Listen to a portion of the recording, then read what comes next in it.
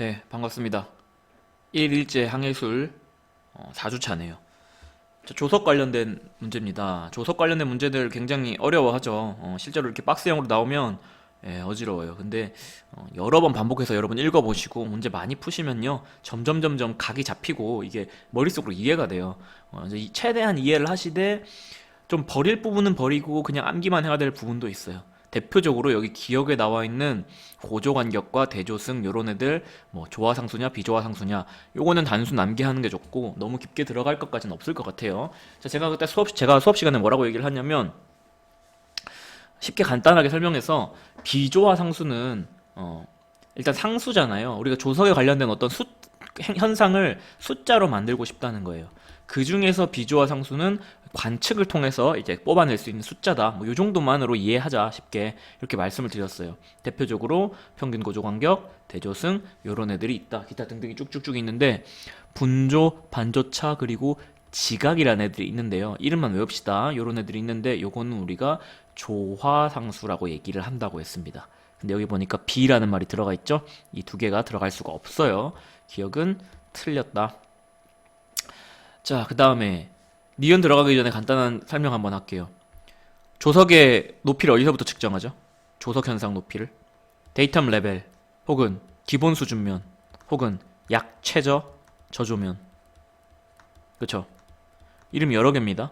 영어로 데이텀 레벨, 기본 수준면, 약 최저 저조면. 자, 여기서부터 조석 현상도 그렇고 수심도 측정을 하게 돼요. 여기를 기준으로 이제 재는 건데 여러 가지 이제 고조면이 있겠죠. 그 중에서도 대조라는 것이 발생했을 때 쉽게 설명해서 조석이 아주 셀 때를 대조라고 하는 겁니다. 이때에 쭉 높은 높이 해수면이 있을 거예요. 어떤 해수면? 대조의 평균 고조면이라는 게 있거든요. 대조일 때의 평균 되는 고조면을 말합니다. 그거를 어디서 측정한다? 기본 수준면에서 측정하면요. 그거를 우리가 대조승이라고 얘기를 하는 거예요. 아시겠죠? 자, 다시 기본 수준면에서 어디까지? 대조의 평균 고조면까지 측정을 한 것을 대조승이라고 한다. 요거를 우리가 스프링 라이즈 약어로 요렇게 적고요. 여기 적혀 있는 대조의 평균 고조면은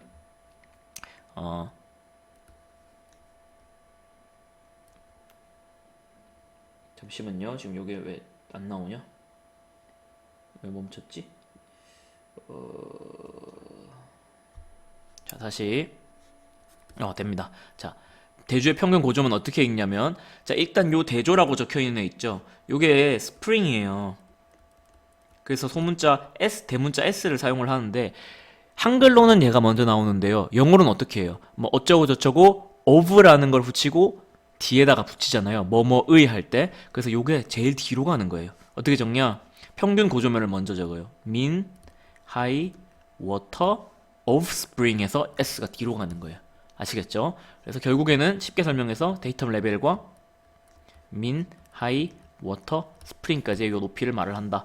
자, 그걸 대조송이라고 하는데 다른 말로 고조의 평균 조고를 말을 한다.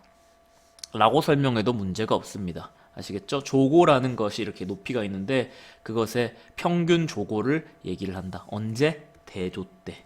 자, 요거 두 개 다 기억을 해둡니다. 개념을. 자, 그 다음에 디귿. 항만 형상의 주머니 모양인 곳에서 조석과 별도로 해면이 짧은 주기로 상승할 때가 있는데 이것을 부진동이라고 한다. 자, 요렇게 해안선이 들어가 있는 부분들이 있어요. 요런 공간들이 있을 때 일반적으로 우리가 알고 있는 고조 저조 현상이 아니라 조석 현상이 아니라 이 안에서 추가적인 올라가고 내려가고 하는 승량의 변화가 발생한다는 거예요. 그래서 우리는 이거를 부진동이라고 하고요. 안쪽으로 들어가면 들어갈수록 요게 좀 심해요. 바깥쪽 입구 쪽은 좀 덜한 편이고 요거는 맞는 설명입니다. 자, 그 다음에 상현과 하현이 지난 후 조차가 극소가 되는 거를 우리가 소조라고 한다. 아까 대조의 반대예요.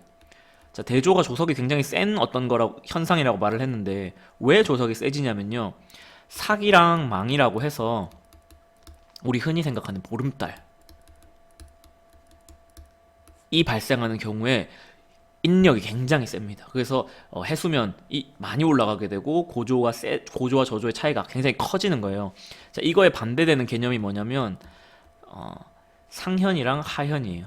상현이랑 하현은 어떨 때 발생하냐면 태양과 달이 서로 인력을 땡기는데 나눠 가져가는 거예요. 그래서 굉장히 약합니다. 위에 말한 상과 망까지 보다가 지금은 일단 약하다는 것만 알고 있으세요. 아, 상현이나 하현일 때는 조석 현상이 굉장히 약하구나. 뭐에 비해서 상망일 때. 그리고 요거를 뭐라고 하냐? 소조라고 부릅니다.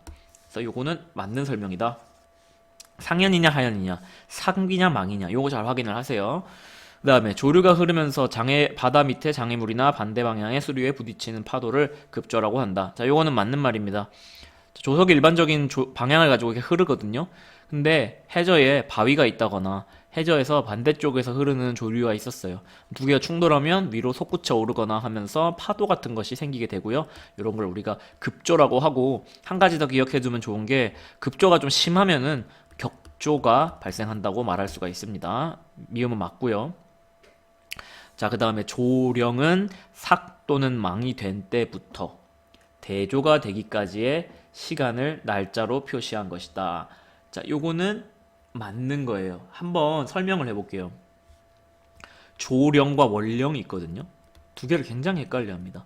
월령은 뭐였죠? 달이 삭이 돼가지고 상현됐다가 망됐다가 하현됐다가 다시 원래대로 돌아오죠. 달이 이렇게 한 바퀴를 도는 거를 우리가 한 달이라고 부르잖아요. 실제적인 시간을 계산을 해봤을 때는 29.6일이에요. 자, 요 29.6일의 일생을 하루, 이틀, 3일, 4일, 5일, 6일, 7일 이렇게 날짜로 계산한 것을 달의 나이다라고 해서 월령이라고 부르는 거고, 조령이랑 헷갈리시면 안 돼요. 두 개 다른 겁니다. 얘는 조석의 나이인데 특별히 언제? 대조가 될 때까지의 조석의 나이를 말하는 거예요. 자, 지구가 이렇게 있습니다. 달이 한 바퀴 삥 돌아요. 삥 돌다가 삭이나 망이 되는 순간, 보름달이 되는 순간에 대조가 발생하는 거거든요. 자, 근데 이 달이 이 삭이나 망이 됐어요. 이 지점에서 우리가 여기 있다고 가정해 보겠습니다. 우리가 여기 있는데 삭이나 망이 됐어. 바로 대조가 되냐? 바로 대조에 해당하는 조석이 발생하냐? 아니고요. 아무래도 좀 마찰력도 있고 이렇게 물이 밀려오는 시간도 있어서 시간이 좀 걸려요. 그 시간을, 언제까지의 시간? 대조가 되는 높이까지 올라오는 시간을 우리가 조령이라고 하는 겁니다.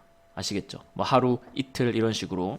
자, 근데 일반적으로 한국 주변에서 혹은 일본 주변에서는요, 1일에서 한 2일 정도의 조령이 있다고 합니다. 예, 어쨌든 요거는 뭐 맞네요. 삭과 망 된 때부터 대조가 되기까지 걸리는 시간을 날짜로 표현한 것이다. 추가적으로 한국과 일본은 대충 하루에서 이틀 정도가 걸리더라. 자, 다 맞네요. 기억만 틀렸네. 정답 2번입니다.